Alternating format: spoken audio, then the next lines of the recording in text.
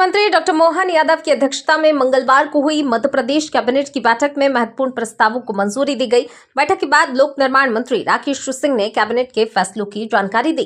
Cabinet ने प्रदेश में 10,630 करोड़ रुपए की विकास परियोजना के प्रस्तावों को हरी झंडी दी है। इसमें सिवनी बालाघाट 4 लेन बाईपास सहित कई सड़क परियोजनाएं शामिल हैं। प्रदेश की 12 सड़कों का निर्माण हाइब्रिड मॉडल पर किया जा रहा है। साथ ही नाबार्ड के माध्यम से 6,000 करोड़ रुपए से अधिक का लोन लेने के प्रस्ताव को मंजूरी दी गई है। बैठक में भोपाल विदिशा मार्ग, खलघाट मनावर मार्ग, मंदसौर सीतामऊ बसई सुवासरा मार्ग और पूर्वी भोपाल बाईपास को 6 लेन करने सहित अन्य सड़क परियोजनाओं पर निर्णय लिए गए। किसानों से जमीन अधिग्रहण के लिए आपसी सहमति के प्रस्ताव को मंजूरी देते हुए तय किया गया। सहमत किसान को अधिग्रहित जमीन की 4 गुना राशि तत्काल दी जाएगी। उज्जैन में धनवंतरी विश्वविद्यालय के लिए पदों की स्वीकृति, विज्ञान एवं प्रौद्योगिकी से जुड़े विभिन्न प्रस्तावों को भी मंजूरी मिली है।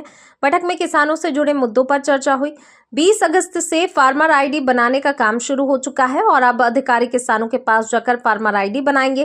खाद वितरण व्यवस्था को आसान बनाने के लिए व्हाट्सएप के जरिए खाद की बुकिंग की सुविधा शुरू करने की तैयारी है। मुख्यमंत्री ने प्रदेश में असामान्य बारिश की स्थिति की समीक्षा करते हुए अधिक बारिश वाले जिलों में राहत बचाव कार्य और कम बारिश वाले जिलों के लिए पहले से कार्य योजना बनाने के निर्देश दिए। वहीं रक्षाबंधन के अवसर पर लाडली बहनों के खातों में 250 रुपए अतिरिक्त भेजे जाने की जानकारी दी गई है।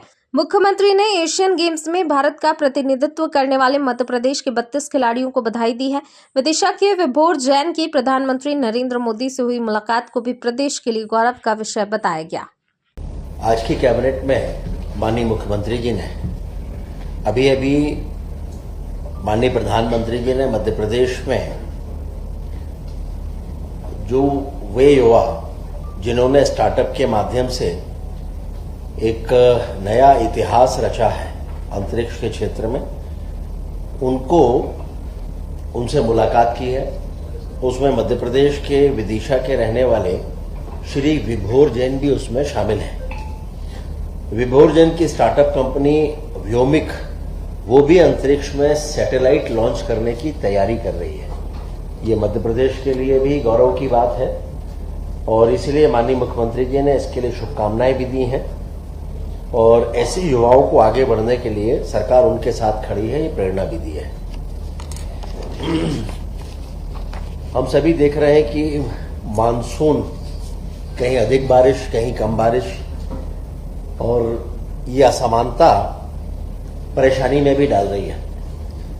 तो माननीय मुख्यमंत्री जी ने कहा है कि ऐसी स्थिति में सभी को सतर्क रहकर काम करने की आवश्यकता है। ऐसे वो जिले भी हैं जिनमें सामान्य से कहीं ज्यादा बारिश हो रही है और वे जिले भी हैं जहां सामान्य से बहुत कम बारिश हो रही है और अति भारी वर्षा का अनुमान जहां 25 अगस्त से 27 अगस्त तक है, वे जिले भी हैं। उनका उल्लेख करना है, आपको लिखा हुआ मिल जाएगा। तो ये लिस्ट में क्योंकि पूरा आप कहें तो मैं पढ़ दूं जिले। अच्छा, जहां सामान्य से अधिक बारिश हो गई है वो है मऊगंज, बुरहानपुर, सिंगरौली, सतना, भिंड, शहडोल, अनूपपुर, सीधी, उमरिया, खरगोन, भोपाल, निवाड़ी, राजगढ़, गुना, डिंडोरी और ग्वालियर। और जहां बहुत कम बारिश हुई है वो है अलीराजपुर, धार, रतलाम, नर्मदापुरम, मुरैना, झाबुआ, बैतूल, शाजापुर, हरदा और सागर। और जहां 25 से 27 अगस्त के बीच में भारी वर्षा का अनुमान है वो है नर्मदापुरम, जबलपुर, नरसिंहपुर, मंडला, दमोह, सागर, बैतूल, हरदा, छिंदवाड़ा और पांडुरना। और इसके लगातार माननीय मुख्यमंत्री जी इन सभी क्षेत्रों में मॉनिटरिंग भी कर रहे हैं। वे स्वयं परसों रीवा भी गए थे जहां भारी वर्षा हुई है और उन्होंने वहां पर रीवा संभाग, जबलपुर संभाग दोनों की वहां पर राहत कार्यों की समीक्षा भी की है। उन्होंने ये भी कहा है कि जहां पर अधिक बारिश हो रही है वहां पर राहत और बचाव के कार्य भी युद्ध स्तर पर चलना चाहिए। अधिकारियों को ऐसे निर्देश भी दिए हैं। और जहां कम वर्षा हुई है उस संदर्भ में भी अधिकारियों को कहा है कि उसकी योजना बनाकर अभी से तैयारी करें ताकि विशेष रूप से वहां के किसानों को इस बात के लिए प्रेरित किया जा सके कि वो कम पानी वाली फसलें लगाएं और पानी से होने वाले संकट का अभी से तैयारियां कर सकें। अभी नीति आयोग ने जो विकसित भारत में कौशल विकास पर रिपोर्ट जारी की है, तो माननीय मुख्यमंत्री जी ने यह भी कहा है कि इस लेटेस्ट रिपोर्ट पर ही हमें काम करना है। इस रिपोर्ट में युवाओं को 5 भागों में बांटा गया है। ऐसे विद्यार्थी जो स्कूल जाते हैं, कॉलेज जाने वाले विद्यार्थी, और उसके अलावा संगठित और असंगठित क्षेत्र में जो कार्यरत नागरिक हैं वो, और फिर महिलाएं। 5वीं श्रेणी ऐसे युवाओं की बनाई गई है जो किसी भी कारण से ना तो पढ़ाई कर पा रहे हैं, ना ही उनके पास कोई रोजगार है या स्वरोजगार है, और ना ही किसी तरह का कोई कौशल का वो प्रशिक्षण ले रहे हैं। और रिपोर्ट में ऐसे सभी युवाओं को नीट कहा गया है। नीट का अर्थ यहां पर है not in education, employment and training. तो माननीय मुख्यमंत्री जी ने कहा है कि मध्य प्रदेश में भी ऐसे युवाओं को चिन्हित करके उनको पढ़ाई या फिर कौशल, रोजगार या स्वरोजगार, इनमें से किसी एक पर जोड़ने पर हमें कार्य करना है।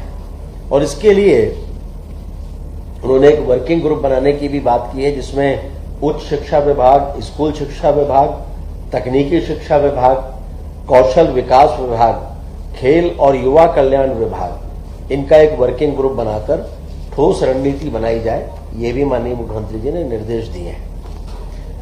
28 अगस्त को हम सभी जानते हैं कि पवित्र पर्व रक्षाबंधन है। पूरे देश में और प्रदेश में इसको मनाया जाएगा। उसके लिए माननीय मुख्यमंत्री जी ने प्रदेशवासियों को बहुत बधाई भी दी है, और उन्होंने ये भी कहा है कि सरकार ने इस अवसर पर अपनी जो लाडली बहनें हैं उनको 250 रुपए की अतिरिक्त राशि भी उनके खातों में भेज दी गई है। और माननीय मुख्यमंत्री जी ने ये आग्रह किया अपनी बहनों से कि वे इसके लिए इस राशि से स्वयं के लिए कुछ अवश्य खरीदें। और साथ में प्रदेश में भारतीय जनता पार्टी के कार्यकर्ताओं से, मंत्रीगणों से, नागरिकों से, सभी से यह आग्रह भी किया है कि वे अपनी बहनों के साथ साथ इन लाडली बहनों के साथ भी रक्षा पर्व मनाएं। हम सभी जानते हैं कि जन विश्वास अभियान अपने आप में एक बड़ा सार्थक, सकारात्मक और महत्वपूर्ण अभियान है। इसके 3 सप्ताह पूरे हो गए और माननीय मुख्यमंत्री जी के साथ साथ सभी मंत्रीगण भी शुक्रवार के दिन फील्ड पर उतर रहे हैं, जनता की समस्याओं का समाधान कर रहे हैं, उनसे संवाद कर रहे हैं। मुख्यमंत्री जी स्वयं 3 जिलों में छिंदवाड़ा, बड़वानी और टीकमगढ़ इनमें सम्मिलित हो चुके हैं।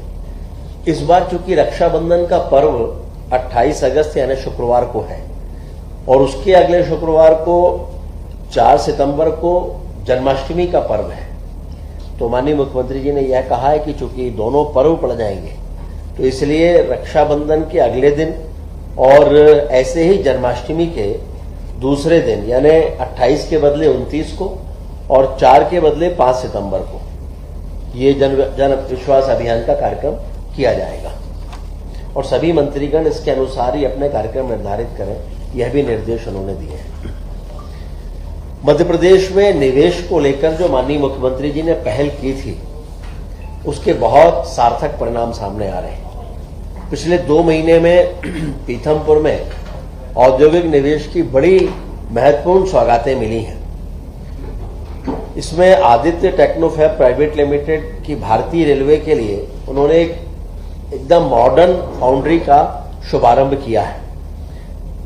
लिगोंग इंडिया लिमिटेड के नए मैन्युफैक्चरिंग प्लांट के विस्तार का भी शिलान्यास इन्हीं 2 महीनों में हुआ है और किसान इरिगेशन की जो 4थी मैन्युफैक्चरिंग यूनिट है वो भी मध्य प्रदेश में है, उसका भी लोकार्पण हो गया है।